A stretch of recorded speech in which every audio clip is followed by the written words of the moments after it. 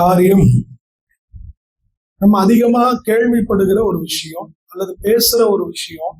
ஆனா இன்னைக்கு அதனுடைய அர்த்தமோ அல்லது ஏதோ ஒரு காரியத்தினால அதை நம்மளால சரிவர செய்ய முடியாத ஒரு சூழ்நிலையில நாம் சிக்கிக்கொள்கிறோம். இன்றைக்கு நான் பேச போகிறது நம்ம அதிகமா பரிச்சயப்பட்ட சில வார்த்தைகள். அது அப்படிப்பட்ட வார்த்தைகளை குறிச்சுதான் இன்னைக்கு நம்ம அது என்னங்கிறத தியானிக்க போகிறோம். அதை நாம் செய்வதற்கு நம்ம அதை புரிந்து கொள்ளும் பொழுது கொஞ்சம் எளிதாக இருக்கும். அல்லேலூயா. ஞானஸ்தானம் என்பது பிரதியட்சமாய் என்ன பண்ணப்படுது, பேசப்படுது. அது இந்த கடைசி காலங்களிலே தேவன் தம்முடைய பின்மாறி மழையை பொழிகிற அந்த நேரத்துல அதிகமா பயன்படுத்தப்படுகிற ஒரு வார்த்தை அக்கினி அபிஷேகம் அல்லது அக்கினி என்று சொல்லி இந்த வார்த்தையை நம்ம வாசிக்கிறோம். வேதத்துல அக்கினி என்கிறது வருகிற இடத்திற்கும் அந்த சம்பவத்திற்கும் நம்ம பொருத்தி பார்க்க வேண்டியது அவசியம். எல்லா இடத்துலயும் அக்கினிங்கிறது என்ன, எதை குறிக்காது, அது ஆவியானவரை குறிக்கிற வார்த்தை அல்ல. இன்னைக்கு வேதாகம கல்லூரிகள்ல டைப்பாலஜி அப்படின்னு ஒரு பாடம் இருக்குது. இந்த பாடத்தை படிச்சீங்கன்னு சொன்னா எது எதற்கு அடையாளமா இருக்குதுங்கிற அந்த காரியங்களை நம்ம தெரிஞ்சு கொள்ள முடியும். அப்போ இந்த அக்கினி வேதத்துல பல காரியங்களுக்கு அது அடையாளமாய் சொல்லப்பட்டிருக்குது. இந்த இடத்துல சொல்லப்பட்ட அக்கினியினாலும் அபிஷேகம் கொடுப்பார் அப்படிங்கிற அந்த வார்த்தை, இது பரிசுத்த ஆவியினால் கொடுக்கப்படுகிற அபிஷேகமா அல்லது வேறையா அப்படிங்கறத நம்ம இப்ப என்ன பண்ண போறோம், பார்க்க போறோம். இப்போ இங்க பாத்தீங்கன்னா பல இடத்துல வேதத்துல ஆண்டவர் அக்கினிங்கிற வார்த்தையை பயன்படுத்துறார். அப்போஸ்தலர் 2ஆம் அதிகாரத்துல அக்கினிங்கிற வார்த்தை அங்கே அபிஷேகத்துக்கும் பரிசுத்த ஆவிக்கும் அடையாளமா இருக்கிறது. நீங்க அதே நேரத்துல பழைய ஏற்பாட்டுல யாத்ராகமத்துல பார்க்கிற பலிபீடத்தில் இருக்கிற அக்கினி அது சுத்திகரிப்புக்கு அடையாளமா இருக்கிறது. அல்லேலூயா. அதே நேரத்துல சில இடங்களிலே தேவன் அக்கினி என்கிற வார்த்தையை பயன்படுத்துவார், அது நியாய தீர்ப்புக்கு அடையாளமா இருக்குது. அல்லேலூயா. இப்போ இந்த இடத்துல தேவன் கொடுக்கிற அக்கினியின் ஸ்தானம் என்பது எதை சொல்லுகிறது என்று சொன்னால், தேவன் கொடுக்க போகிற நியாய தீர்ப்பை கொடுத்து பேசுகிறது. இது எதுங்க?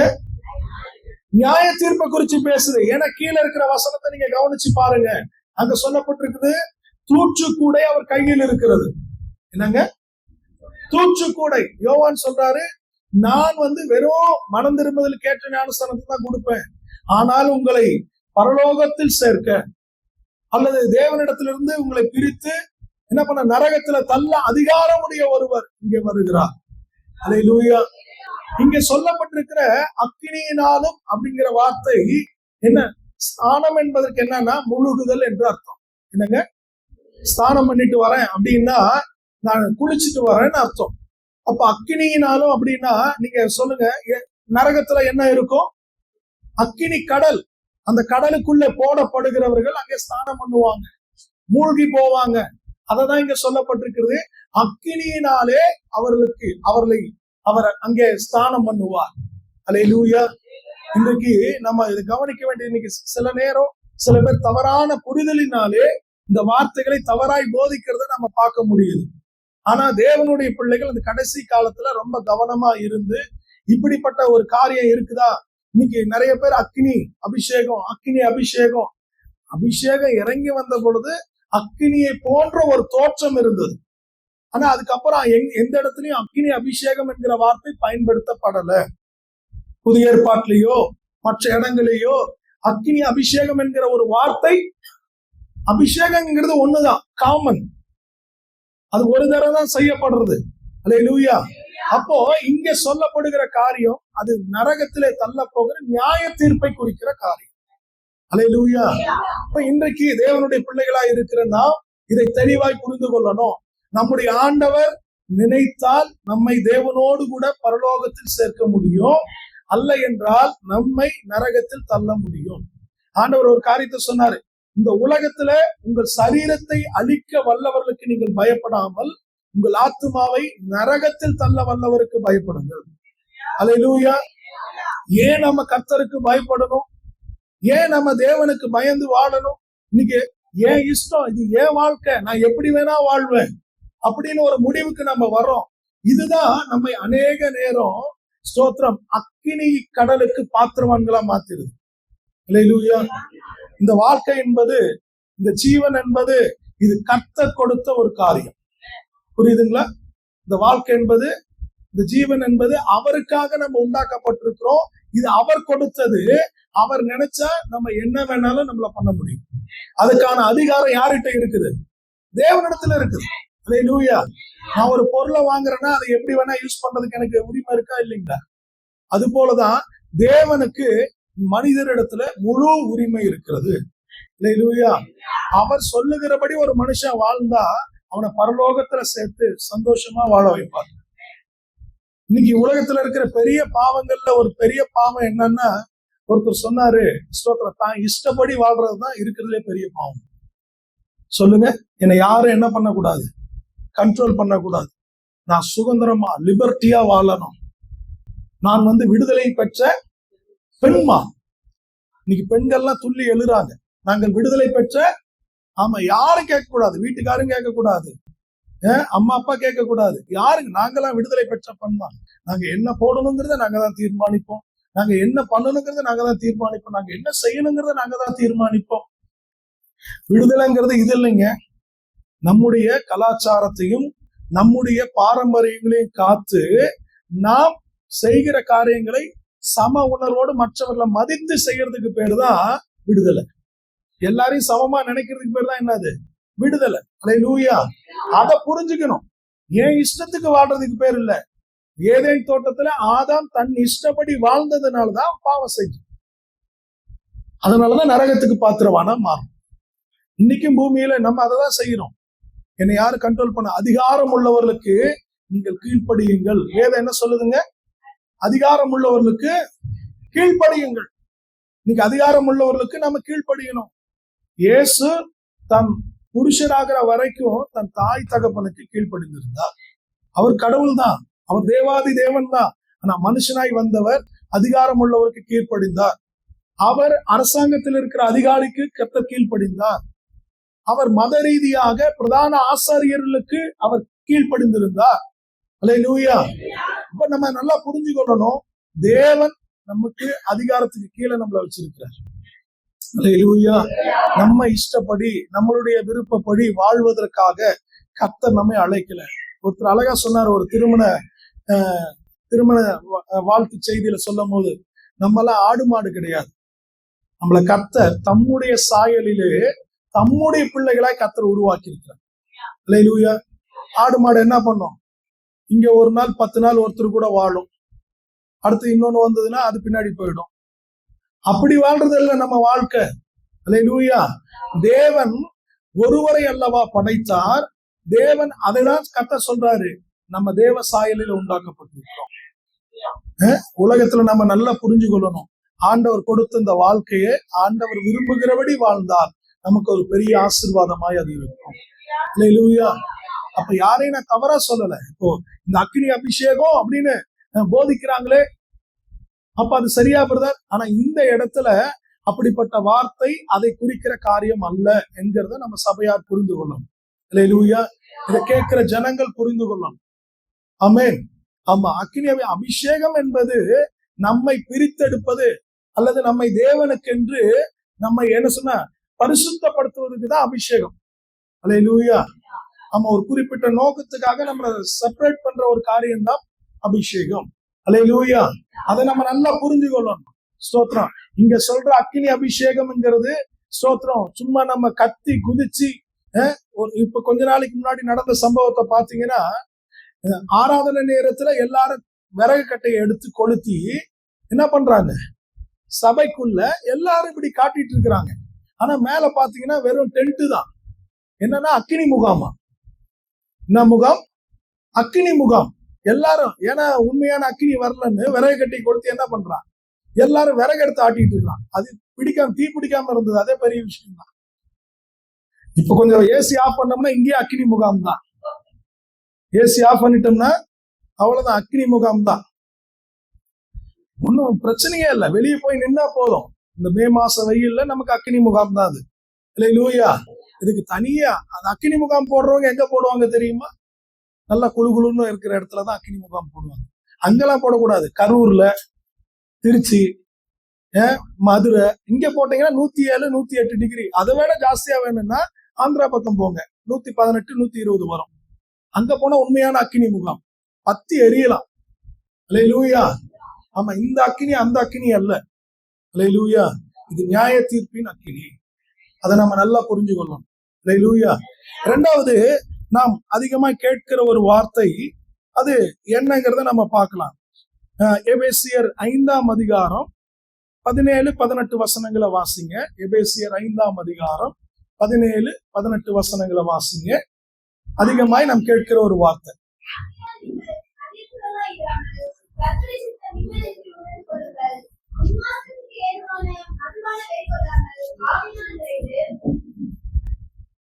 இங்க பாருங்க,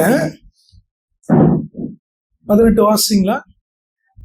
துன்மார்க்கத்துக்கு ஏதுவான மதுபான வெறிகொள்ளாமல் ஆவியிலே நிறைந்து. இந்த ஆவியிலே நிறைந்துங்கிற வார்த்தைய நீங்க டெய்லி கேட்பீங்க, ஜபத்துல கேட்பீங்க, ஆராதனையில கேட்பீங்க. டிவியை திறந்தா ஆவி ஆவி ஆவி. இந்த பெந்தகோஸ்தேக்காரங்க தான் அதிகமா இந்த ஆவியின் நிறைவை குறித்து நம்ம பேசுறவங்க. இந்த ஆவியின் நிறைவுனா என்ன? நிறைய இடங்கள்ல ஆவியின் நிறைவுங்கிறது என்னங்க? இங்க பவுல் சொல்ற ஆவியின் நிறைவுங்கிறது என்ன விஷயத்தை குறிக்கிறது? எல்லாரும் ஒண்ணு சேர்ந்து அந்நிய பாஷை பேசுறத குறிக்கிறதா, அல்லது சத்தமா கர்த்தரை துதிக்கிறத குறிக்கிறதா? இது எதை குறிக்கிறது? ஆவியில் நிறைந்து. எதை அவர் சொல்றாரு ஆவியில நிறைந்துன்னு? அப்போ நம்ம கவனிக்க வேண்டிய ஒரு விஷயம், இங்க சொல்லப்படுற ஆவியின் நிறைவு என்கிற அந்த பதம் என்பது தேவனுடைய வழி நடத்துதலுக்கு, தேவனுடைய விருப்பத்துக்கு, தேவனுடைய சித்தத்துக்கு நம்மை முழுமையாய் ஒப்பு கொடுத்து. ஆவியின் நிறைவுனா என்னங்க? ஆமா, நீங்க பாருங்க, 1 தெசலோனிக்கர் 5ஆம் அதிகாரத்துல பரிசுத்த ஆவியை அவிழ்த்து போடாதிருங்கள் தமிழ்ல இருக்குது. ஆனா கிரேக்க மொழியில அதுக்கு என்ன அர்த்தம் கொடுக்குறாங்கன்னா, நீங்க பரிசுத்த ஆவியை தாகமாய் விட்டு விடாதிருங்கள். என்னவா? தாகமாய் விட்டு விடாதிருங்கள். ஆவியானவரை கிரியை செய்யாதபடிக்கு நீங்க உங்களுக்குள்ள அடக்கி போடாதீங்க. என்ன பண்ணாதீங்க? அடக்கி போடாதீங்க. ஆவியானவர் கிரியை செய்யணும்னு நினைப்பாரு. ஆனா நம்ம என்ன பண்ணிடுவோம்? ஆண்டவரே இப்ப வேணாம், பொறுமை பொறுமை, கொஞ்சம் பொறுமையா இருங்க. ஆண்டவரே என்ன பண்ணிடுறோம்? கண்ட்ரோல் பண்ணிடுறோம். இப்ப எனக்கு உங்க உதவி தேவையில்லை, தேவைப்படும் போது கூப்பிடுறேன். அல்லேலூயா. நீங்களா கவனிக்கிறத பார்த்தா ரொம்ப ஆவியில இருக்கிற மாதிரி இருக்கு. இந்த சிரிச்சுக்கிட்டே கவனிங்க. ஆவி நிறைவு வந்துருச்சுன்னா சில பேர் பாத்தீங்கன்னா இந்த ஆடி மாசத்துல ஆடுற மாதிரி ஆடுறாங்க. சொல்றாங்க, ஐயோ ஃபயர் பிரதர், அப்படியே அக்கினி, இந்த பக்கத்துல இருந்து அந்த பக்கம் ஒரு ஜம்ப், அங்க இருந்து இங்க ஒரு ஜம்ப். ஆவி நிறைவுங்கிறது அதை குறிப்பது அல்ல. அல்லேலூயா. ஆவி நிறைவு என்று வேதம் எதுக்கு சொல்லுது? தேவன் விரும்புவதை நாம் செய்வதை தான் ஆவியின் நிறைவு. அதுல 0% என்னுடைய விருப்பம் இருக்கும். என்னுடைய விருப்பங்கிறது என்னது? 0. கர்த்தர் விரும்புறது 100%. அதான் ஆவியில நிறைந்து. அல்லேலூயா. இன்னைக்கு நான் என்ன பேசணும் அப்படின்னு நான் யோசிக்கிறேன். இது பேசினா நல்லா இருக்குமே, ஜனங்க இன்னும் உற்சாகமா கேட்பாங்களே, அப்படி நான் ஒரு தீர்மானம் எடுக்கிறேன். ஆனா கர்த்தர் ஒரு வார்த்தையை கொடுத்து இதை பேசுன்னு சொல்றாரு. இப்ப எது ஆவியில நிறைந்து பேசுறது? சொல்லுங்களேன். கர்த்தர் விரும்புறத பேசுறதுக்கு பேர் தான் ஆவியின் நிறைவு. ஆவியிலே ஜெபம் பண்ணி அப்படின்னு பவுல் சொல்றாரு இல்லையா? அந்த ஆவியில ஜெபம் பண்றது என்னங்கிறது நம்ம எதுக்கு இதுக்கெல்லாம் ஜெபம் பண்ணணும் அப்படின்னு ஒரு ஃபார்மட் வச்சிருப்போம், இப்படி எல்லாம் ஜெபம் பண்ணணும்னு. ஆனா நீங்க கொஞ்ச நேரம் ஆண்டவருக்கு விட்டு கொடுத்து சில பாடல்களை பாடி ஆண்டவரே நீர் என்னை நடத்துன்னு சொல்லும் பொழுது ஆண்டவரே உங்களை அறியாம சில காரியங்களுக்கு ஜெபம் பண்ண வைப்பார். உங்களை அறியாம சில காரியங்களை ஞாபகப்படுத்துவார். இதுக்கு ஜெபம் பண்ணா நல்லா இருக்குமே, இதுக்கு ஜெபம் பண்ணா நல்லா இருக்குமே. அதுதான் ஆவியில நிரம்பி ஜெபிக்கிறது. ஒரு அல்லேலூயா சொல்ல மாட்டீங்களா? அப்படி ஏதாவது ஜெபம் பண்ணி இருக்கிறீங்களா? சில நேரம் சில ஆண்டவர் சில சொப்பனத்துல பேசுவார். அப்ப அது என்னது? ஆவியில உங்களை ஏவுறாரு, நீங்கள் இந்த காரியத்துக்காக ஜெபிக்கணும் அப்படின்னு சொல்லி. உடனே நீங்க என்ன பண்ணணும்? அதுக்காக சில கெட்ட சொப்பனங்கள் வரும். உடனே நம்ம என்ன பண்ணணும்? எந்திரிச்சு திரும்பி இந்த பக்கம் படுத்துக்க கூடாது. சில பேர் என்னது கெட்ட சொப்பனம், உடனே என்ன பண்ணு? கிழக்கு பக்கமா படுத்திருந்தவங்க மேற்கு பக்கமா படுத்துவாங்க. இந்த பக்கம் தலை வைக்க கூடாது. அதுக்காக ஆண்டவர் கொடுக்கல, ஆண்டவர் ஜெபிக்கிறதுக்காக கர்த்தர் கொடுத்திருக்கிறார். அல்லேலூயா. நீங்க நம்ம நல்லா புரிஞ்சுக்கணும். ஆவியிலே நிறைந்து, ஆவியோடும் பாடுவேன் கருத்தோடும் பாடுவேன். இப்போ ஒரு இடத்துல போய் நம்ம ஒரு கல்யாண வீட்டுல போய் பாட்டு பாடுறோம், கருத்தோட பாடணும். எப்படி பாடணும்? அங்க ஆவியில நிறைஞ்சிடக்கூடாது. அங்க என்ன பண்ணிடக்கூடாது? நிறைய பேருக்கு அங்கதான் ஆவி ஃபயர் ஆயிடும். பார்த்திருக்கீங்களா? ரொம்ப ஆவி ஃபயர் ஆயிட்டு, ரொம்ப ஒரு பாஸ்டர் புதுசா ஊழியத்துக்கு வந்திருந்தாரு. அப்போ எல்லாருக்கும் ஏதாவது சான்ஸ் கொடுக்கணும்னு அங்க இருந்து பாஸ்டர் சொன்னாரு, நீங்க ஒரு பாட்டு பாடுங்கன்ட்டு. என்ன சொல்லிட்டாரு? ஒரு பாட்டு பாடுங்க. அவருக்கு ரொம்ப பிடிச்ச பாட்டா அது. என்ன பாட்டு? மாப்பிள்ளை ஏறி வராரு படியில, ஏறுகிறா தள்ளாடி தவழ்ந்து காலை போடே. இது எப்படி இருக்கு? ஆவியில நிரம்பிட்டார். என்ன ஆயிடுச்சு? ஆவியில உற்சாகம் ஆயிட்டார். ஸ்தோத்திரம். இப்போ அப்படியே பாடும் போதே என்ன ஆகுது? அங்க மாப்பிள கண்ணீரோட வராது உள்ள. இந்த பாடலை கேட்டவொன்னு அது என்ன நினைச்சிட்டாரு? ஒருவேளை குட் ஃப்ரைடே வந்துருச்சா அப்படின்னு நினைச்சிட்டாரு. நமக்கு அந்த நாள்ல தானே இந்த மாதிரி பாட்டுலாம் பாடுவோம். இன்னும் சில இடங்கள்ல நம்ம யோசிக்கணும், எங்க ஒரு மரண வீட்டுல போறோம், அங்க எப்படிப்பட்ட பாடல்களை பாடணும்? நல்ல பாடல்கள், ஆனா மர பாடல்களை மாத்திட்டோம். என்ன பாட்டு? தேவ சாயலாய் மாறி தேவனோடு இருப்பேன், பரலோகமே என் சொந்தமே. அது எவ்வளோ ஒரு தனி தியான பாடல் தெரியுமா? அது இன்னைக்கு ஒருத்தர் பாடி ரொம்ப ஃபேமஸ் ஆயிடுச்சு. இப்ப யாரு பார்த்தாலும் தான் பாடுறாங்க. முன்னாடி கிறிஸ்துவத்துல சாதாரண வீட்டுல பண்ணணும்னு சொல்லுவாங்க, ஏய் உனக்கு வேற பாட்டு இல்ல, வேற பாட்டு பாடுன்னுவாங்க. பரலோகமே என் சொந்தமே என்று காண்பேனோ. நல்ல நாள் அதுமே இந்த பாட்டுலாம் பாடாத. என்ன ஆயிடுது? எவ்வளோ ஒரு சந்தோஷமான பாட்டு தெரியுங்களா? எவ்வளவு ஒரு அந்த உள்ளத்துல ஆழத்துல இருந்து பாடின பாட்டு. அதை நம்ம என்ன பண்றது? இதே பாட்டை கொண்டு போய் கல்யாண வீட்டுல பாடி பாருங்க. ஒண்ணு இல்லைங்க, சூப்பர் துதி பாட்டு ஒண்ணு இருக்குது, சர்வ சிருஷ்டிக்கும் எஜமான நீரே. இந்த பாட்டை எந்த கல்யாண வீட்டுல பாடி கேட்டிருக்கீங்களா? எங்கேயாவது கேட்டிருக்கீங்களா? கல்யாண வீட்டுல நான் சொல்றேன், பாடவே மாட்டாங்க. ஏன்னா அதில் முதல் சரணம் என்ன தெரியுமா வரும்? இவ்வாழ்க்கை அழிந்து மறைந்து போகும். என்ன ஆயிடுமா? கல்யாண வீட்டுல அபசகுணமா என்ன பண்ற? சில கல்யாண வீடுகள்ல முன்னாடி நம்ம ரட்சிக்க போறதுக்கு முன்னாடி இந்த சில கல்யாண வீடுகள்ல போனா சில பேர் அங்க இந்த மாதிரிதான் என்ன சொல்லுவாங்க, ஒரு மாதிரி தேவையில்லாத வார்த்தைகளை பேசுவாங்க. என்னையாத கல்யாண வீடு ஒரே தொந்தரவா போச்சுன்னுவான். கல்யாண வீட்டுல தொந்தரவான உன்னோட ஒரே இலவா போச்சுன்னு. கல்யாண வீட்டுல நீ என்னையா தொந்தரவுங்கிற, அவன் இலவுங்கிறான். உங்களை என்ன பண்ண முடியாது உங்களெல்லாம். ஆமா, அப்படி அவரு ஒரு வார்த்தை அபசகுனமா. யோசிச்சு பாருங்க, அப்படிப்பட்ட ஒரு வாழ்க்கை நமக்கு. ஸ்தோத்திரம். நம்ம எங்க ஆவியில நிறைஞ்சு எங்க பாடணும்? சுவிசேஷ கூட்டத்துக்கு போறீங்க, வெளியே போறீங்க, நீங்க சுவிசேஷ கூட்டத்துல என்ன வார்த்தைகளை பேசணுமோ அதை தான் பேசணும். அல்லேலூயா. அங்க போய் ஆவியில நிரம்பிக்கிட்டு அங்க என்ன பண்ணக்கூடாது? கர்த்தருக்காய் வைராக்கியம் பாராட்டுகிறேன், முன்பாக நான் பயங்கரமான இந்துவா இருந்தேன், இப்படி எல்லாம் பேசக்கூடாது. என்ன பண்ணக்கூடாது? பயங்கரமான. அவன் நினைக்கிறான், ஐயோ நம்ம பயங்கர தீவிரவாதி மாதிரி எல்லாம் நம்மள சொல்றாங்க. பயங்கரமான இந்த வார்த்தையெல்லாம் யூஸ் பண்ணாதீங்க. அல்லேலூயா. இன்னைக்கு நம்ம புரிந்து கொள்ளணும். வெளியே போய் பேசும்போது ஒண்ணு இல்லைங்க. இப்போ ஒரு சுவிசேஷ கூட்டம் போன வாரம் நடந்தது இல்லையா? அந்த அந்த இது போட்டிருக்கிறோம் நம்ம சபையில. அது பாத்தீங்கன்னா 3500 வியூஸ் போயிடுச்சு. 3 நாள் தான் இருக்குது. ஒரு 3 நிமிஷம் இது பேசுறது போட்டது 3500 தாண்டிடுச்சு. 700 லைக்ஸ் வந்துருச்சு. அது அந்த வீடியோ நான் பேசுனது இருக்குது, போய் எடுத்து பாருங்க. அந்த எந்த இடத்துலயும் ஒரு மற்றவர்களை புண்படுத்துற மாதிரி எதையும் பேசாதீங்க. அல்லேலூயா. நம்மளை புண்படுத்தினா சும்மா இருப்போமா? யோசிங்களேன். சில பேர் ஆவியில நிறையிறோம்னு சொல்லிட்டு சில இடங்கள்ல சில ஆட்களை பார்த்துட்டா என்ன பண்ணிடுவாங்க, உடனே ஊன்னு அங்கதான் வைராக்கியமா பேசுறது. அப்படி செய்யக்கூடாது. அல்லேலூயா. ஏசு அப்படி பண்ணிட்டு இருந்தாரா? சொல்லுங்க, ஏசு எங்கேயாவது அப்படி பண்ணிட்டு இருந்தாரா? அவரை பார்த்து பிசாசு தான் பண்ணுச்சு. நம்ம ஆளுங்க இன்னைக்கு உள்டா, பிசாசை பார்த்தா இவருக்கு என்ன ஆயிடுது? அது அமைதியா இருக்குது. அல்லேலூயா. இன்னைக்கு பாருங்க, பிசாசு என்ன பண்ணுது? அது அமைதியா இருக்குது. இவரு தான் முறுக்கிறாரு ஆவியில நிறைந்து. அது பாருங்க, அந்த நேரத்துல பாடுற காரியங்கள்லாம் ரொம்ப பயங்கரமா இருக்கு. அந்த நேரத்துல பண்ற ஜெபம் இருக்கு பாருங்க, பக்கத்துல டம்ளர் இந்த மாதிரி ஃபுல் பீட்லாம் இருந்ததுன்னா முடிஞ்சு போச்சு. அதுதான் அன்னைக்கு கடைசி நாள். அதுக்கு அது ஆடி இயேசுவின் நாமத்தினால் போடன்னு ஒரு குத்துன்னு வச்சுங்க, இங்க உடஞ்சி கீழே விழுவும். ஒரு பாஸ் சொன்னாரு, பேசிட்டே இருக்கும், வைராக்கியமா பேசினார்.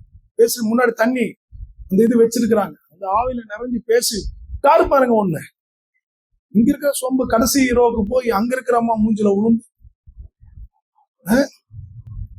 கருத்தோடும் ஆவியோடும். இப்ப இங்க என்னது, ஸ்பீடா பேசுறதோ இல்ல முறுக்கிட்டு கத்துறதுக்கு பேரோ அல்ல. ஆவியிலே நிறைந்த என்பது தேவன் இந்த நேரத்துல நம்ம எதை செய்ய வேண்டும் என்று விரும்புகிறார், தேவன் எதை செய்ய நமக்குள்ள ஏவுகிறார். நீங்க பாருங்க, ஆவியின் நிறைவு வரும்போது நமக்குள்ள உற்சாகம் வர்றது இயற்கை. என்னங்க, தாவீது உடன்படிக்கை பெட்டிக்கு முன்பாக முழு பலத்தோடு என்ன பண்ணா, நடனம் பண்ணா. அது இயற்கை. மேலறையில கூட இருந்த ஜனங்கள் சத்தமா கர்த்தரை துதிச்சாங்க. அவளோட சத்தத்தை கேட்டு ஊரே வருது, இயற்கை. ஆனா சத்தம் எல்லாம் வல்லமை அல்ல, நல்லா புரிஞ்சு கொள்ளணும். சத்தம் தான் வல்லமைங்கிற ஒரு நிலைமைக்கு நீங்க ஆயிடுச்சு. சில குரூப் இருக்கிறாங்க, அந்த இடத்துல போய் நீங்க கூட ஜெபம் பண்ணீங்கன்னா, நீங்க கொஞ்சம் மெதுவா ஜெபம் பண்ணிட்டீங்கன்னா உங்களை ஒதுக்கிடுவாங்க. ஏன்னா நீங்க பவரான ஆள் கிடையாது. நீங்க யார் கிடையாது, பவரான ஆள் கிடையாது. நீங்க ரொம்ப ஒரு மாதிரி பவர் கம்மியான ஆளுன்னு அர்த்தம். அல்லேலூயா. அங்க கத்தி சத்தமா, சில இடங்கள்ல இப்ப நான் போறத பார்த்திருக்கேன். சில இடங்கள்லாம் போனீங்கன்னா தெய்வம் நீங்களுக்கோ இப்படி ஒரு ராகம் போடுவாங்க பாருங்க, அவ்வளவுதான். அங்க போய் நீங்க கொஞ்சம் அப்படி இப்படின்னீங்கன்னா இது வேஸ்ட், ஒதுக்கிடுவாங்க உங்களை.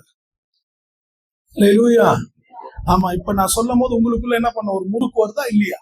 அல்லேலூயா. கர்த்தர் உங்களுக்காக செய்ய போகிறார். என்ன, நான் எவ்வளவு கத்தினாலும் ஆண்டவர் கிரியை செய்யறதுதான் கிரியை செய்வார், ஒண்ணுமே கிடையாது. நல்லா புரிஞ்சுக்கீங்க. எவ்வளவு ஆவியின் நிறைவுங்கிறது என்ன, ஆண்டவர் சொல்றதை நான் கரெக்டா பண்ணனா போதும், அதுதான் ஆவியின் நிறைவு. ஆமா, ஆண்டவர் விரும்புகிறத நம்ம செய்யறது. எதை விரும்புகிறார்? இதுதான் சொல்லப்பட்டிருக்கு, கர்த்தருக்கு பிரியமானது இன்னது என்பதை பகுத்தறியுங்கள். இதுவே எப்படிப்பட்ட ஆராதனையா? ஆவியின் ஆராதனை. என்னது? ஆவியில செய்யற ஆராதனை. அல்லேலூயா.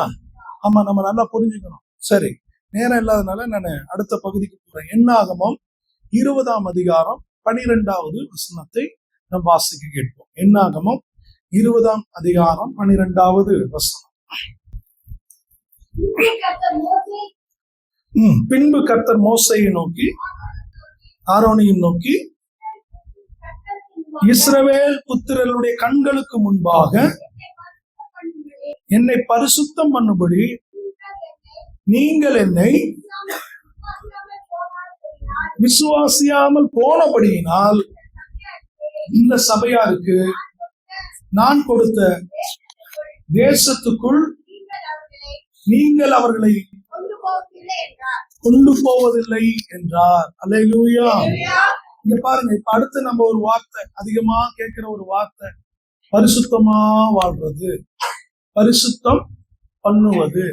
பரிசுத்தமாய், எங்க பரிசுத்தமா வாழ்றதுன்னா என்ன? உங்ககிட்ட கேட்டா நிச்சயம் நீங்க சொல்லுவீங்க, எந்த தப்பான காரியமும் செய்யக்கூடாது. எந்த தப்பு செய்யக்கூடாது? எடுத்தோன்னு சொல்லுவோம், விபச்சாரம் செய்யக்கூடாது, வேசித்தனம் செய்யக்கூடாது, கொலை பண்ணக்கூடாது, திருடக்கூடாது, பொய் பேசக்கூடாது. வேதம் சொல்லுகிற பரிசுத்தம் என்பது இவைகளை மட்டும் அல்ல, இன்னும் சில காரியங்களை குறிக்குது. அல்லேலூயா. கொலை பண்ணாதவங்க சபைக்கு வெளியே இருக்கிறாங்க. இப்படி தவறான வாழ்க்கை வாழாதவங்க எங்க இருக்கிறாங்க? சபைக்கு வெளியே இருக்கிறாங்க. அப்ப அதனால அவங்க பரிசுத்தவான்களா? திருடாதவங்க சபைக்கு வெளியில இருக்கிறாங்க, பரிசுத்தவான்களா? நான் கேட்கிற, பொய் பேசாதவங்க சபைக்கு வெளியே இருக்கிறாங்க, அவங்கள பரிசுத்தவான் என்று வேதம் ஒத்துக்கொள்கிறதா? இல்லை. இங்க ஆண்டவர் என்ன சொல்றாரு, மோசே கிட்ட, மோசே வந்து சொல்றாரு, தண்ணி இல்ல ஆண்டவரே, நாங்க என்ன பண்ண போறோம்னு ஒண்ணுமே தெரியல. எல்லாரும் கொஞ்சம் நல்ல கைகளை தட்டி ஆண்டவர் மகிமை.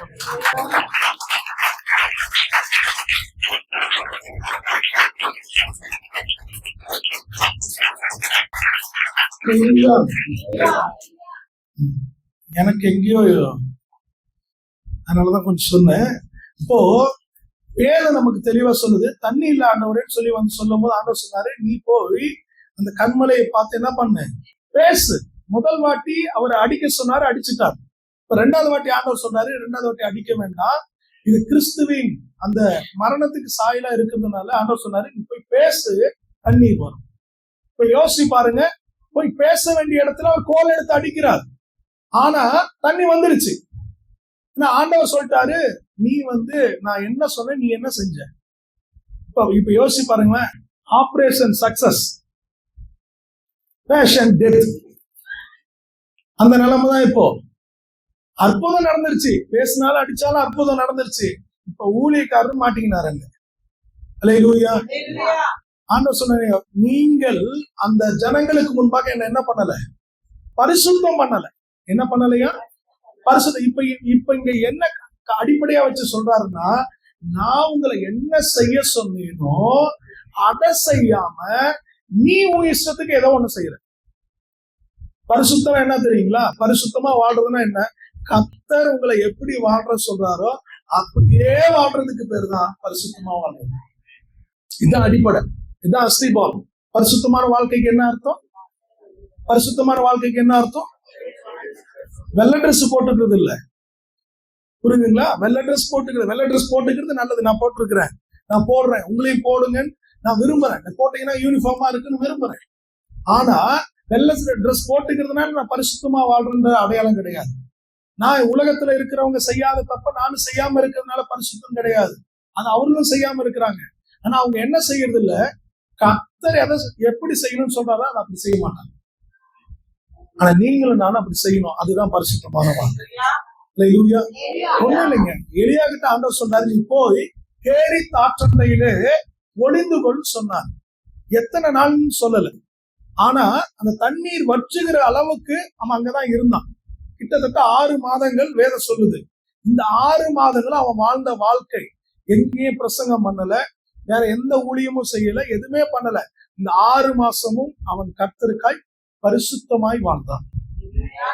வேதம் சொல்றது என்னங்க, ஆண்டவர் கேரித் ஆற்றண்டையில உட்கார்ந்து இருந்தாரு, அந்த வேலையை கரெக்டா சொன்ன மாதிரியே செஞ்சான், அதுதான் பரிசுத்தம் பண்ணு. அல்லேலூயா. ஆண்டவர் சொன்னாரு, திருப்பந்தியை இப்படி நீ ஆசரிக்கணும். எப்படி, நிதானித்து, தன்னைத்தானே நிதானித்து, நாம் சோதித்து அறிந்து இந்த அப்பத்தை புசித்து இந்த பாத்திரத்தில், அப்படி செஞ்சாதான் கர்த்தரை பரிசுத்தம் பண்றது. புரியுதுங்களா? அப்படி செய்யறதுக்கு பேர் தான் என்னது, நான் அபாத்திரமான புசிச்சேன்னா கர்த்தரை நான் கனவீனம் பண்றேன், கர்த்தரை நான் அவமதிக்கிறேன், கர்த்தரை நான் பரிசுத்த குலைச்சலாக்குறேன். அல்லேலூயா. புரியுதுங்களா? இதுதான் வேதம் சொல்லுகிறது. தேவன் சொன்னபடியே ஒரு காரியத்தை செய்யறதுக்கு பேர் தான் பரிசுத்தம் பண்ணுதல். அல்லேலூயா. இன்னைக்கு நம்ம அதை நல்லா புரிஞ்சுக்கணும். உங்க வாழ்க்கையில ஆண்டவர் எதெல்லாம் செய்யன்னு சொல்றாரோ அதெல்லாம் செய்யுங்க, அதுதான் பரிசுத்தமா வாழ்றது. எதெல்லாம் உங்களை செய்யாதேன்னு சொல்றாரோ அதெல்லாம் செய்யாதீங்க, அதுதான் பரிசுத்தமா வாழ்றது. நியாயப்பிரமாணத்துல ஆண்டவர் பல பிரமாணங்களை கொடுத்தார், 700க்கும் அதிகமான பிரமாணங்களை கொடுத்தார். சிலதை செய்யின்னு சொன்னார், சிலதை செய்யாதேன்னு சொன்னார். செய்யுங்கிறத செய்தாலும் பரிசுத்த குலைச்சல் தான், செய்யாதங்கிறத செஞ்சாலும் பரிசுத்த குலைச்சல் தான். அல்லேலூயா. நீங்க நம்ம நல்லா புரிஞ்சுக்கணும், ஆண்டவர் செய்யுன்னு சொன்னா அதுதான் பரிசுத்தமா வாழ்வது. ஆண்டவர் சபை கூடி வாருங்கள் சொன்ன வரணும், அதுக்கு பேர் தான் பரிசுத்தம் பண்ணுதல். அல்லேலூயா. நீங்கள் போய் சர்வ சிருஷ்டிக்கும் சுவிசேஷத்தை பிரசங்கிங்கன்னு சொன்னா போய் பிரசங்கம் பண்ணணும், அதுதான் பரிசுத்தம் பண்ணுதல், பரிசுத்தமான ஒரு வாழ்க்கைக்கு அடையாளம். அல்லேலூயா. இல்ல நான் நாலாம் போக மாட்டேன், அதுக்குதான் பாஸ்டர் இருக்காரு, அவருக்கு என்ன வேலை, அவர் போட்டு. ஆண்டவர் உங்களுக்கு சொன்னாரு, அவர் தன்னை பின்பற்றின எல்லோரையும் பார்த்து சுவிசேஷம் அறிவிக்கிறது யார் மேல விழுந்த கடமை, எல்லோரும் மேலும் விழுந்த கடமை. எல்லாரையும் பார்த்துதான் ஆண்டவர் சொன்னார், நீங்கள் போய் புறப்பட்டு போய் சர்வ சிருஷ்டிக்கும் சுவிசேஷத்தை இலவசமாய் பெற்றீர்கள், இலவசமாய் கொடுங்கள். அல்லேலூயா. ஆமா, அடுத்த வாரம் ஊழிய வச்சா எத்தனை பேர் வருவீங்க, சுவிசேஷ ஊழியத்துக்கு எத்தனை பேர் வருவீங்க, இங்கே தீர்மானம் எடுக்கணும். நல்ல கையை உயர்த்துங்க பார்ப்போம். இந்த அரை கை முக்கா கையெல்லாம் முழு கையை ஆண்டவர் கொடுத்திருக்கிறார். Praise the Lord. சுவிசேஷ ஊழியத்துக்கு எத்தனை பேர் வரீங்க? அவ்வளவுதான். பாருங்க, அவ்வளவுதான். கர்த்தரை பரிசுத்தம் பண்றதுக்கு தயாரான ஆட்கள் இவ்வளவு பேர் தான். மீதி ஆட்களுக்கு எல்லாம் விருப்பம் இல்லை. நம்ம சொல்றோமே, நேத்து கூட சுத்திகரிப்பு கூட்டம்னு ஒண்ணு வச்சிருந்தோம். எதுக்கு இந்த கூட்டம் வைக்கிறோம்? ஆண்டவர் சொன்னாரு, ஸ்தோத்திர, காலை கழுவி நீங்க எடுங்க அப்படின்னாரு. காலை கழுவ வந்த பேதுரு சொல்றாரு, நான் காலை கழுவுனா மட்டும் போதும், குளிக்கணும் ஆண்டவரே. அப்ப ஆண்டவர் சொன்னாரு, அப்பா குளிச்சவன் காலை கழுவுனா போதும். இது ஒரு அடையாளம். அதாவது சுத்திகரிப்பு என்பது ஒரு அடையாளம். நம்ம டெய்லியும் சுத்திகரிப்பு பண்றோம். ஆனாலும் சபையாராய் கூடி அந்த நேரத்துல நம் ஒரு குறிப்பிட்ட அந்த நேரத்துல நாம் ஜெபிக்கும் பொழுது ஆண்டவர் அந்த நேரத்துல இறங்கி நமக்கு ஒரு அவரை சுத்திகரிக்க அவர் வல்லமை உள்ளவராக இருக்கிறார். அல்லேலூயா. சொல்றோம், எவ்வளவோ சொல்றோம், வாங்கப்பா வாங்கப்பா. ஆனா யாரும் அதுக்கு கீழ்ப்படுகிறதே கிடையாது. கொஞ்சம் பேர் வரீங்க. இந்த கொஞ்சம் பேர் தான் நைட் பிரேயர் வச்சாலும் வருவாங்க. பைபிள் ஸ்டடியிலயும் அந்த கொஞ்சம் பேர் தான் வருவாங்க. இந்த 1ஆம் தேதி, இந்த 1வது வாரம் மட்டும் ஆண்டவர் தனித்தனியா ஏதாவது மெசேஜ் அனுப்பிச்சிடுறாரான்னு தெரியல. 1ஆம் தேதி நீ வந்து திருவிருந்து எடுக்காவிட்டால் நான் என்ன பண்ணுவேன், இந்த மாசம் முழுவதும் நீ அவ்வளவுதான் அப்படின்னு மெசேஜுக்கு அனுப்பிச்சு விட்டுறாருன்னு தெரியல. 1வது வாரம் மட்டும் வந்துடுறீங்க. இப்ப பாருங்க, உட்கார்றதுக்கு இடம் இல்ல. அடுத்த வாரம் பாருங்க, போட்ட சேர்ல அங்க தேவதூதர்கள் தான் உட்கார்ந்துருப்பாங்க. நீங்க நிலைமை எப்படி இருக்குன்னு யோசிச்சு பாருங்க. அல்லேலூயா. ஆமா, 3வது வானத்துல இருக்கிறவர்கள் ஒரு அல்லேலூயா சொல்லுங்க பாப்போம். நீங்க தான் 3வது வானத்துல இருக்கீங்களா? எப்படி கேட்கும்? சத்தமா சொல்லுங்க பாப்போம். அல்லேலூயா சொல்லுங்கம்மா. அல்லேலூயா. கர்த்தர் ஒரு கர்த்தர் அல்ல, திருத்துவ தேவனே இறங்கி வந்தாலும் சரி நம்மளால ஒண்ணும் பண்ண முடியாது. அல்லேலூயா. ஆமா, ஸ்தோத்திரம். அதனால என்ன பண்ணுவோம், இதே சொல்ல மாட்டேன், உற்சாகமா இருக்கும். அல்லேலூயா. பரிசுத்தம் பண்ணுங்க. ஆண்டவர் சொன்னார், என்ன பண்ணுங்க? பரிசுத்தம் பண்ணுறதுன்னா என்னன்னு புரிஞ்சுக்கிட்டீங்களா? கர்த்தர் என்ன சொல்றாரோ, ஆண்டவர் கச்சாடிகளை வச்சு தண்ணீரை நிரப்புங்கன்னு சொன்னார். என்ன சொன்னாரு? அந்த சம்பவத்தை யோசிச்சு பாருங்களேன். நம்மளா இருந்தா என்ன பண்ணிருக்கோம்? ஒரு வீட்டுல ஒரு வேலையை சொல்லிங்களேன், அம்மா அந்த இது கொஞ்சம் எடுத்துக்கூட. என்னத்துக்கு இப்ப அது? இப்ப எதுக்கு உங்களுக்கு அது? நாம வேலை செஞ்சுட்டு இருக்கலாம், ஏன் கேக்குறீங்க?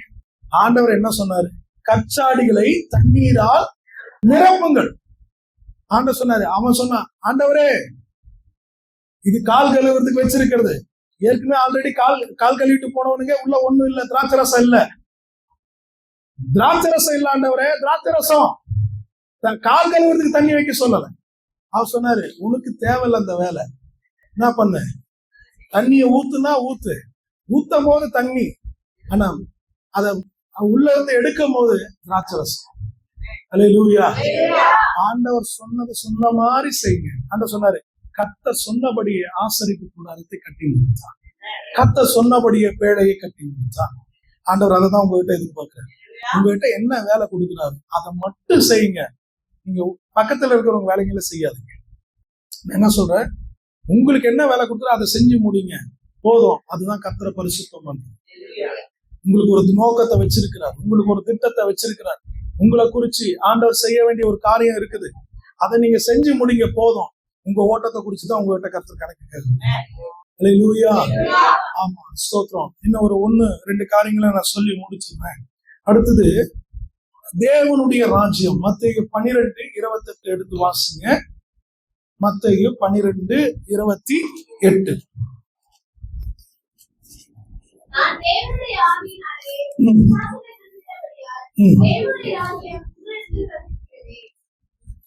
இப்போ வாசித்து இந்த பகுதியில் சொல்லப்பட்டு தேவனுடைய ராஜ்யம் உங்களிடத்தில் வந்திருக்கிறது. இப்ப தேவனுடைய ராஜ்யம்னா என்ன? உங்களை நான் கேட்கிறேன், நீங்க சொல்லுங்க. தேவனுடைய ராஜ்யம் என்பது என்ன? இவ்வளவு நாளா நம்ம சபைக்கு வரோம், எத்தனையோ கேட்டிருக்கிறோம். தேவனுடைய ராஜ்யம் என்பது என்ன? அன்பான சகோதரர்களே, சகோதரிகளே, ஜோதி நகர் 8வது தெருவில் 48ஆம் நம்பரில் இப்பொழுது உட்கார்ந்து இருக்கிறவர்களே, தேவனுடைய ராஜ்யம்னா என்ன? பரலோகமா?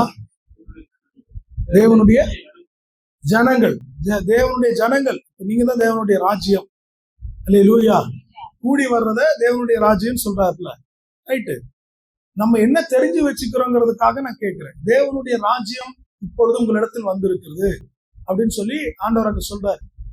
சொல்லிட்டு ஆண்டவர் அதுக்கு விளக்கம் கொடுக்கிறார். தேவனுடைய ராஜ்யம்னா என்னங்கிறதுக்கு விளக்கம் கொடுக்கிறார். இப்பொழுது தரித்திரருக்கு சுவிசேஷம் பிரசங்கிக்கப்படுகிறது, குருடர்கள் பார்க்கிறார்கள், செவிடர்கள் கேட்கிறார்கள், பிசாசுகள் துரத்தப்படுகிறது, வியாதிகள் சொஸ்தமாகிறது. தேவனுடைய ராஜ்யம் உங்களிடத்துல வந்திருக்கிறது. இப்ப தேவனுடைய ராஜ்யம் நம்ம இடத்துல வந்திருக்கிறது என்று சொன்னால், அப்போ அங்க இருக்கிற பிசாசின் கிரியைகள் அழிக்கப்படுகிறது தான் தேவனுடைய ராஜ்யம். அங்க இருக்கிற வியாதிகள் சுகமடைகிறது தான் தேவனுடைய ராஜ்யம். அங்க இருக்கிற ஜனங்களுக்கு சுவிசேஷத்தை பிரசங்கிப்பதுதான் தேவனுடைய ராஜ்யம். அல்லேலூயா. இயேசு இதெல்லாம் செய்தாரா? இயேசு இதெல்லாம் செய்தாருங்களா? செய்தார். இன்னைக்கு ஆண்டவர் அவரால எல்லாமே முடியும். ஆனா இன்றைக்கு கர்த்தர் வரங்களை பகிர்ந்தளித்திருக்கிறார். சொல்லுங்க. கர்த்தர் என்ன பண்ணிருக்கிறாரு? அன்னைக்கு அப்போஸ்தலரும் அவர்தான், தீர்க்கதரிசியும் அவர்தான், சுவிசேஷகரும் அவர்தான். அன்னைக்கு 12 அப்போஸ்தலரும் அப்படிதான் இருந்தாங்க. ஆனா இன்றைக்கு கர்த்தர் வரங்களை பகிர்ந்தளித்திருக்கிறார். அவர் ஒருவனை அப்போஸ்தலனாக, ஒருவனை தீர்க்கதரிசியா, ஒருவனை சுவிசேஷகனாக, ஒருவனை போதகனும் மெய்ப்பனுமாக. அல்லேலூயா. அதே போல வரங்கள் ஸ்தோத்திரம். ஒருத்தர் தீர்க்க தரிசனம் சொல்லுவாங்க, ஒருத்தர் சுகமாக்குற வரங்களுடைய, ஒருத்தர் ஆவியை பகுத்தறியவர்களா இருப்பாங்க. அல்லேலூயா. நீங்க கர்த்தர் பிரித்து கொடுத்திருக்கிறார். ஏன்னா எல்லாரும் தேவனுடைய ராஜ்யத்தை என்ன பண்ணணும்? கட்டணும். அல்லேலூயா. இன்னைக்கு என்னால சுகமாக்க முடியல, பிரச்சனை இல்ல. இந்த சபையில இருக்கிற யாரோ ஒருத்தருக்கு அதை கர்த்தர் கொடுத்திருக்கலாம். அவர் மூலம் கர்த்தர் அதை செய்ய உண்மை உள்ளவராக இருக்கிறார். அல்லேலூயா. இன்னைக்கு என்னால தீர்க்க தரிசனம் சொல்ல முடியும், நல்லது. அது பக்தி விருத்திக்கு ஏதுவாக அதை சொல்லுங்க. உங்க சொந்த ஆதாயத்துக்காக சொல்லாதீங்க. இன்னைக்கு தீர்க்க தரிசனம் சொல்றது எப்படி ஆயிடுச்சுன்னா, பணம் சம்பாதிக்கிறதுக்கு ஒரு வழி மாதிரி ஆயிடுச்சு. வருஷானா என்ன பண்ணணும்? எல்லாரும் ஒரு நாள் தீர்க்கதரிசி.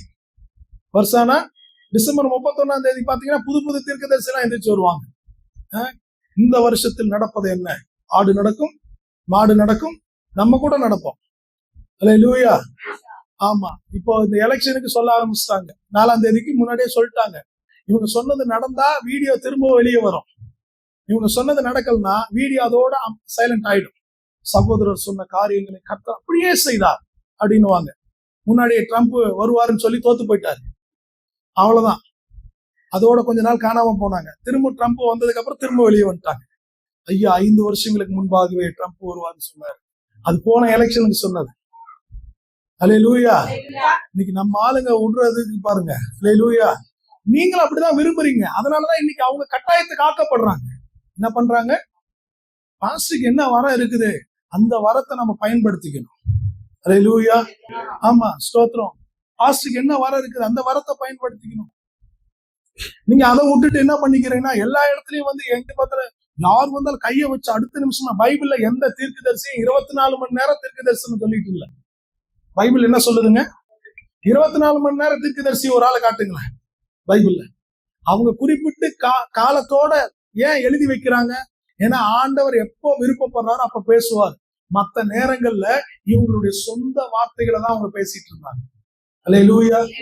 எரேமியாவா இருக்கட்டும், எசேக்கியாவா இருக்கட்டும், ஏசாயாவா இருக்கட்டும், சும்மா ஒரு அதிகாரத்தை எழுத ஒபதியாவா இருக்கட்டும், பெரிய தீர்க்கதரிசி தான் ஒபதியா. ஆனா கொஞ்ச நேரம் தீர்க்க தரிசனம் சொன்னார். எப்பவும் சொல்லிட்டு நம்ம ஆளுங்க 24x7 தீர்க்கதரிசி வந்தவன, ஐயா ஒரே போராட்டமா இருக்கு, கர்த்தர் என்ன சொல்றாரு, முட்டி போடு சோது. அங்க ஒருத்தர் இருக்கிறாரு.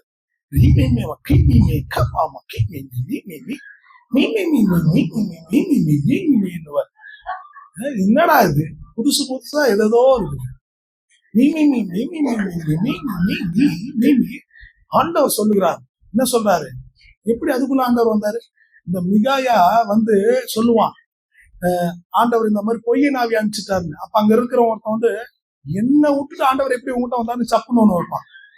பாத்திருக்கீங்களா? ஒரு அடி வைப்பான். என்ன விட்டுட்டு எப்படி உங்ககிட்ட வந்தாரு, நான் தான் பெரிய ஆள், என் மூலமா தான் பேசுவார். அல்லேலூயா. அந்த மாதிரி இன்னைக்கு பௌர்ணமியான தீர்க்கதரிசி, அமாவாசையான தீர்க்கதரிசி. அது தீர்க்கதரிசி இல்ல, குறி சொல்ற ஆவி. பௌர்ணமிக்கு அமாவாசைக்கு செயல்படுறது. அல்லேலூயா. மந்திரம் பண்றவங்களாம் அமாவாசையில போய் உட்காந்து மந்திரம் பண்ணிட்டு இருப்பான் பாருங்க. அப்படியா ஆண்டவர் நம்ம செஞ்சாரு? ஆண்டவருக்கு விரும்பும் போது உங்களை கொண்டு பேசுவார். நான் என்கிட்ட வருவாங்க, கர்த்தர் என்ன சொல்றாரு, இப்போதைக்கு ஒண்ணும் சொல்ல சிஸ்டர், சொல்லும் போது சொல்றேன்றாங்க.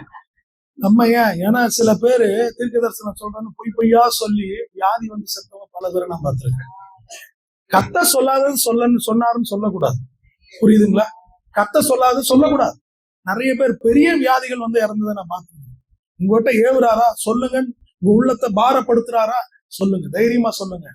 அப்படி எத்தனையோ காரியங்களை கர்த்தர் செஞ்சிருக்கிறார். எனக்கு ஏவும் போது உங்களுக்கு சொல்லணும், நீங்க கேக்குறீங்களா இல்லையா, நான் சொல்லிடுவேன். அல்லேலூயா. கேட்டா உங்களுக்கு ஆசீர்வாதம். அல்லேலூயா. நல்லா புரிஞ்சுக்கொள்ளணும், இன்றைக்கு தேவனுடைய ராஜ்யம் வந்திருக்கிறது. ஒரு காலத்துல போய் இங்க பாருங்க, பழைய ஏற்பாட்டுலாம் பாத்தீங்கன்னா இப்படி எல்லாம் கிடையாது. இயேசு வந்ததுக்கு அப்புறம் தான் அற்புதங்கள் ஏராளமா நடந்தது. இல்ல எப்போ எங்கேயோ ஒண்ணு. அல்லேலூயா. இன்னைக்கெல்லாம் இதெல்லாம் டூப்புங்க, சும்மாதான் ஏமாத்துறாங்க ஊழிக்காரங்க, அப்படிலாம் இல்ல. ஆண்டவர் இன்றைக்கும் வியாதிகளை சுகமாக்குறார். இன்றைக்கும் ஆண்டவர் அநேக காரியங்களை கர்த்தர் செய்துட்டு தான் இருக்கிறார். நம்புறவங்க நம்பட்டும், நம்பாதவங்க போகட்டும். இயேசுவே நம்பல, உயிர் தெழுந்ததே என்ன பண்ணாங்க, கடன் தான் சொன்னாங்க. இயேசு உயிர் தெழுந்ததை என்ன சொன்னாங்க, அவங்க சீஷர்கள் வந்து களவாய் கொண்டு போய் விட்டார்கள் அப்படின்னா, உயிர் தெழுந்தலே நம்பலையே, அப்ப இதை மட்டும் எப்படி நம்ப போறாங்க? நீங்க நம்புறாங்க இல்ல, கர்த்தர் இன்றைக்கும் அற்புதங்களை செய்கிறார். இன்றைக்கும் கர்த்தர் அவர் நம் நடுவிலே அதிசயங்களை செய்கிறார். அல்லேலூயா. தேவைப்படும் போது செய்வார். யோசி பாருங்களேன், ஏசு அற்புதம் செய்த ஒவ்வொருத்தரையும் போட்டு பாருங்களேன்.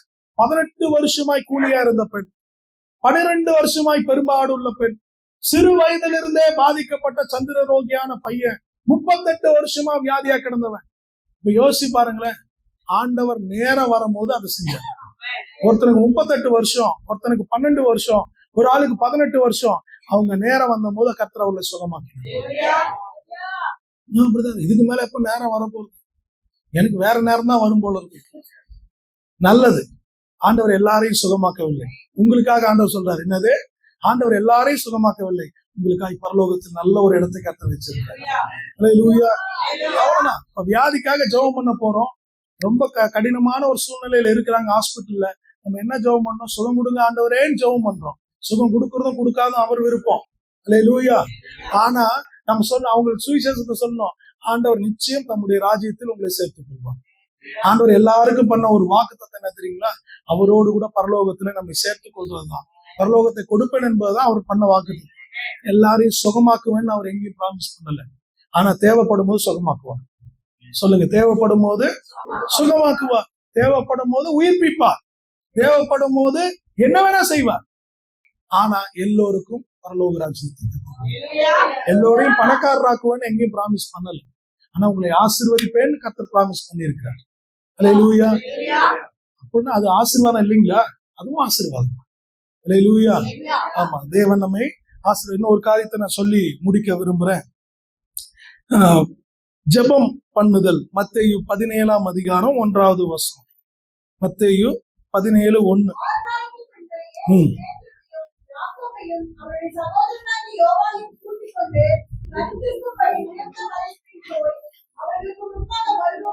போதுங்க. இங்க இயேசு தனித்து ஜெபம் பண்ணும்படி போனார். நம்ம ஜெபம் பண்ணுமா? இன்னைக்கு ஜெபம் பண்ண வேண்டியது அவசியம் இருக்கா? இயேசு நமக்காய் சிலுவையில எல்லாம் செய்து முடித்துட்டாரு. ஜெபம்னா என்ன? ஏன் கிறிஸ்தவர்கள் ஜெபம் பண்ணணும்? ஜெபம் எப்படி பண்ணணும் சொல்லுங்க. ஜெபம் எப்படி பண்ணணும்? வேதத்துல எப்படி பண்ணாங்க? இயேசு எப்படி ஜெபம் பண்ணாரு? முழங்கால் படியிட்டு பரத்துக்கு நேராய் முகத்தை உயர்த்தி தங்கள் கரங்களை உயர்த்தி ஜெபம் பண்ணாங்க. இது எதற்கு அடையாளம்? ஆண்டவரே, உண்மை அல்லாமல் என்னால் ஒன்று செய்ய முடியாதுங்கிறத நம்ம வெளிப்படையா ஒத்துக்கிறதுக்கு பேர் தான் ஜெபம். புரியுதுங்களா? அதுக்குள்ள பண்ற ஸ்தோத்திரம், ஆவரிக்கை, அதெல்லாம் அப்புறம். ஆனா முழங்கால் படிட்டு நான் ஒவ்வொரு முறை கையை உயர்த்தும் போது, காலையில எந்திரிச்சு ஆண்டவருக்கு முன்பாடு முழங்கால் படியிட்டு கையை உயர்த்தி ஆண்டவருக்கு நேரம் நிற்கும் போது, என்னால் அல்ல ஆண்டவரே, உம்மாலதான் நான் வாழ்கிறேன் என்கிறது ஆண்டவருக்கு முன்பாக நான் அறிக்கை செய்கிறேன். ஆண்டவரே, என்கிட்ட இருக்கிற பணமோ, என்கிட்ட இருக்கிற அந்தஸ்தோ, என்கிட்ட இருக்கிற படிப்போ அல்ல ஆண்டவரே, நீர்தான் எல்லாம் என்பதை ஆண்டவருக்கு முன்பாக நான் வெளிப்படையாய் அறிக்கை பண்ணுகிறேன். அதுல சொல்ற விண்ணப்பம் வேண்டுதல்லாம் அப்புறம். இதுதான் ஜெபம். ஏன் ஜெபம் பண்ணணும்? ஆண்டவரே என்னால் அல்ல உம்மால் தான் எல்லாம் ஆகுதுங்கிறத நான் வெளிப்படையா நான் ஒத்துக்கொள்கிறேன். இப்ப நம்ம ஜெபம் பண்ணணுமா வேண்டாம்? சொல்லுங்க, நம்ம ஜெபம் பண்ணணுமா வேண்டாமா? நம்ம ஜெபம் பண்ணலாம்னா நம்ம அதை ஒத்துக்கலன்னு அர்த்தம், வெளிப்படையா நம்ம அதை அங்கீகரிக்கலன்னு அர்த்தம். ஒவ்வொரு முறை ஜெபம் பண்ணும் போது பவுல் சொல்றாரு, சகோதரர்கள் தங்கள் பரிசுத்தமான கைகளை உயர்த்தி தேவனை என்ன பண்ண கடவுங்க? ஜெபம் பண்ண கடவர்கள். எதுக்கு அடையாளம்? யார கையை தூக்க சொல்லுவாங்க? யோசிச்சு பாருங்க. ஒரு குற்றவாளியோ ஒரு சந்தேகத்துக்குரியவர்ல போலீஸ் என்ன பண்ணுவாங்க? ஹேண்ட்ஸ் அப்னு சொல்லுவாங்க. அப்ப நான் நிரபராதி தான், என் கையில ஒரு ஆயுதமும் இல்லை, நான் நிரபராதி. என்ன சொன்னா? நிராயுதபாணிங்கிறத காட்டுறதுக்கு தான் கரங்களை உயர்த்துறது. அப்ப ஆண்டவருக்கு முன்பாக கரங்களை உயர்த்தும் போது, ஆண்டவரே நான் ஒன்றுமே இல்லை அப்படிங்கிறது தேவனுக்கு முன்பாக நான் அறிக்கை பண்ணுகிறேன். அல்லேலூயா. எபேசியர் 3வது அதிகாரத்துல பவுல் ஜெபம் பண்ணும் போது, வானத்துக்கும் பூமிக்கும் சகல குடும்பத்துக்கும் நாமகராகிய பிதாவை நோக்கி முழங்கால் படியிட்டு, பவுல் என்ன பண்றாருங்க? முழங்கால் படி. இன்னைக்கு நிறைய பேருக்கு முட்டி வலி, கை கால் வலி, என்னென்னமோ வலியெல்லாம் இருக்குது. சில நேரம் நான் HR உட்காந்துட்டு தான் ஜெபம் பண்றேன், முழங்கால். ஆனா உள்ளத்துல நான் தாழ விழுந்திருக்கிறேன் கர்த்தருக்கு முன்பாக. என் உள்ள அவருக்கு முன்பாக தாழ கிடக்குது. அல்லேலூயா. என் சரீரம் முடியாம இருக்கலாம், என் சரீரம் அங்க சேர்ல உட்காந்துறேன், என் உள்ளம் அவருக்கு முன்பாக சாஷ்டாங்கமாய் விழுந்து கிடக்கு. ஸ்தோத்திரம். அவர் முகத்தை பார்க்கிற தகுதி கூட நமக்கு இருக்கான்னு தெரியாது. ஆனா இன்றைக்கு அவருடைய பிள்ளைகளாய் நம்மை கர்த்தர் உயர்த்தி வச்சிருக்கிறார். தேவனுடைய ஜனமே, நாம் ஜெபிக்கிற சொல்லுகிற வார்த்தைகள் 2வது, நாம் செய்கிற அந்த செயல் முதல்ல நம்ம ஒத்துக்கொள்றோம். கர்த்தாவே உண்மை அல்லாமல் என்னால் எது செய்ய முடியாது, நான் இதெல்லாம் செய்ய போறேன், எனக்கு நீங்க உதவி பண்ணுங்க. இதுதான் ஜெபம். புரியுதுங்களா? காலையில இருந்துச்சு இதெல்லாம் செய்ய போறேன், ஆண்டவரே எனக்கு உதவி பண்ணும், என்னால முடியாது, அவ்வளவுதான் ஜெபம். அல்லேலூயா. இயேசு கல்லறைக்கு முன்பாக நின்று லாசருவை உயிரோடு எழுப்புவதற்கு முன்பாக ஆண்டவர் சொன்னார், நீர் எப்பொழுதும் எனக்கு செவி கொடுக்கிறீர் என்று நான் அறிந்திருக்கிறேன், ஆகிலும் காண்கிற ஜனங்கள் விசுவாசிக்கும்படி இப்பொழுதும் என்னை கேட்டார்கள்னு சொல்லி ஜெபம் பண்ணிட்டு, அதுக்கப்புறம் அப்ப அதுக்கு என்ன அர்த்தம்? என்ன மனுஷனாகிய இயேசுவால இது முடியாது, அவரை பலப்படுத்துகிற தேவனாலே இதாகும் என்பதுதான் அர்த்தம். அல்லேலூயா. யோசிச்சு பாருங்களேன், சிலுவைக்கு போறதுக்கு முன்னாடி கெத்செமனேல போய் விழுந்து விழுந்து ஜெபம் பண்ணாரு. எதுக்காக ஜெபம் பண்ணாரு? அந்த மரணத்தை ஒரு மனிதனாக இவரால ஏற்றுக்கொள்வது ரொம்ப கடினமான ஒரு விஷயம். ஆனால் தேவனால் அதை இவரை பலப்படுத்த முடியும். பைபிள் சொல்லுது, அவர் தம்முடைய தூதனை அனுப்பி அவரை பலப்படுத்தினார். அல்லேலூயா. ஆண்டவரே என்னால இதை சகிக்க முடியாது, எனக்கு பலத்தை தாருன்னு சொன்ன போது அவர் தம்முடைய தூதனை அனுப்பி உதவி செய்தார். அதுதான் ஜெபம். அல்லேலூயா. இப்ப எத்தனை பேர் ஒத்துக்கிறீங்க ஜெபம் பண்ணணும்? உங்க வாழ்க்கையில நீங்க எப்பெல்லாம் முடியல அவ்வளவுதான் நினைக்கிறீங்களோ, நீங்க தயவு செய்து ஆண்டவருக்கு முன்பாக முழங்கால் படிட்டு கரங்களை உயர்த்துங்க. உங்களுக்காக வானத்திலிருந்து ஒத்தாசை இறங்குவார். அல்லேலூயா. தேவன் நம்மை நோக்கி பார்க்கிற எல்லோரையும் பிரகாசிக்கிறார். ஆமென். கர்த்தர் நம்மை நிச்சயம் காப்பாற்றுவார். தேவன் தாமே நம்மை ஆசீர்வதிப்பார். கண்களை மூடுவோம். நம்ம இந்த நேரத்துல நம்ம ஜெபம் பண்ணுவோம். ஸ்தோத்திரம். கேட்ட வார்த்தைகளுக்காக எல்லாரும் ஒரு நிமிஷம் கர்த்தருடைய கரத்துல நம்ம ஒப்பு கொடுத்து